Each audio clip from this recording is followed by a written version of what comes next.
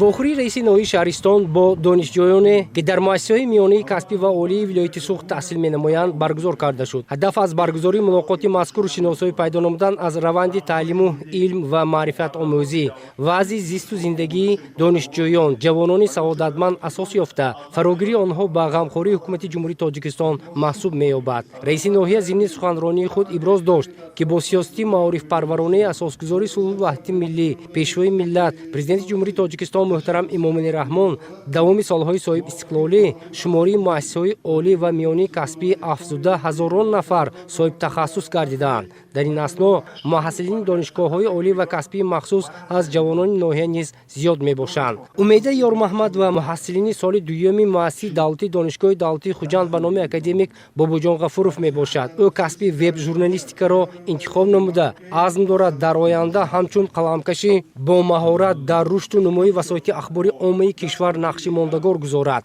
аз ин мулоқот хушнуд буда иброз намуд, ки он саривақтӣ ва ҳам барои роҳбарияти мақомоти иҷроии ҳокими давлати ноҳия ва донишҷӯён муфид мебошад, зеро тавассути ҳамин гуна вохӯрӣ мушкилоту муаммоҳои донишҷӯён назди роҳбарияти ноҳия бозгӯ гашта роҳи ҳалли худро меёбад. ҳамзамон роҳбарият аз сатҳи дониш, дастовард ва комёбиҳои донишҷӯён аз наздик шинос мешаванд. ин мулоқот ба мо имконият медиҳад ки бо раиси ноҳия боз ҳам шинос шуда шарту шароитҳои зисти зиндагонии таҳсилӣ худамонро муаррифӣ намоем. дар вохӯрӣ ки муовини раиси вилоят дар он ширкат варзид сухан гуфта иброз дошт, боиси фарҳ ва хушнудӣ аст. баъди соҳибистиқлол гаштани ҷумҳурии Тоҷикистон шумории мактабҳои олӣ зиёд ва интихоби касб бештар гардидааст. асосгузори сулҳу ваҳдати миллӣ пешвои миллат президенти ҷумҳурии Тоҷикистон муҳтарам Эмомалӣ Раҳмон дар яке аз вохӯриҳояшон бо ҷавонони кишвар чунин қайд намуда буданд: асри 21 ҳамчун даврони пешрафти бесобиқаи илму технология моро водор месозад, ки барои тарбияи истеъдодҳо аз ҳисоби насли наврасу ҷавони кишвар, яъне ба вой расидани кадрҳои замони нав ва номбардорони ояндаи миллат аз тамоми захираву имкониятҳои мавҷуда истифода намуда, ҷиҳати таълиму тарбияи шоиста ва камолоти маънавию ҷисмонии онҳо ҳамаи шароити заруриро фароҳам созем.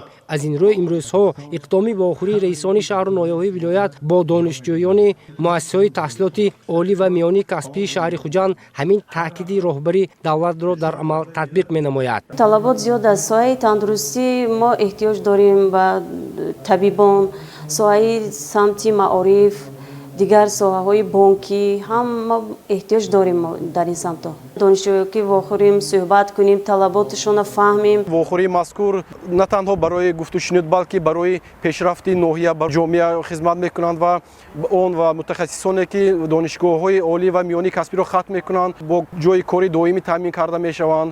донишҷӯён фикру мулоҳизаҳои худро иброз дошта ҳадаф пеш гузоштанд, то ба даст хатми донишгоҳ дар самтҳои интихоб намудаашон мутахассис соҳибтаҷриба гашта дар корхону коргоҳ ва ташкилотҳои ноҳия кору фаъолият мебаранд. дар муассисаҳои олӣ ва касбии махсуси вилоят зиёда аз 800 нафар муҳассилин аз ноҳияи шаҳристон таҳсили илм менамоянд.